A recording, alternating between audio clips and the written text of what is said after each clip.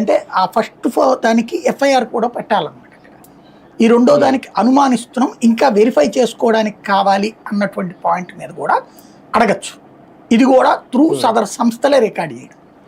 అయితే ఇప్పుడు ఈ రెండిట్లలో ఒకప్పుడు మీరు ఆయన పేరేంటి జేడి లక్ష్మీనారాయణ గారిని ఇరకాటంలో పెట్టడానికి వాడింది ఏంటిది, ఏదైతే ఆయన ఎవరెవరితో మాట్లాడుతున్నారు అన్నటువంటిది ఫోన్ది రికార్డు చేసి ఆయన ఎలా రికార్డు చేయించారు, మహారాష్ట్రలో ఉన్నటువంటి ఒక పోలీసు అధికారితో పరిచయం ఉన్నటువంటి అధికారితో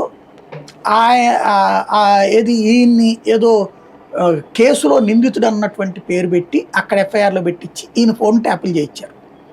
అయితే ఈయన వేరేగా పెద్ద సంభాషణ ఏమీ రికార్డు కాలేదు. ఆ డేటాలో వచ్చేటప్పటికి ఎవరో ఒక మహిళతో ఎక్కువ కాలం మాట్లాడుతున్నారు, మేబీ ఫ్రెండ్ అయ్యి ఉండొచ్చు.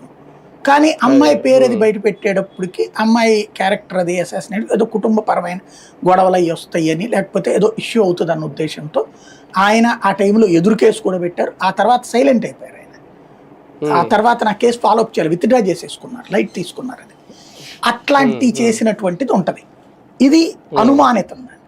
ఇప్పుడు జరుగుతున్న ట్యాపింగ్లన్నీ కూడా మూడవ తరహా. ఇజ్రాయెల్ నుంచి ఆ మధ్యన తీసుకొచ్చినటువంటి ఎక్విప్మెంట్ వాస్తవంగా G2G అంటారు. ప్రభుత్వంతో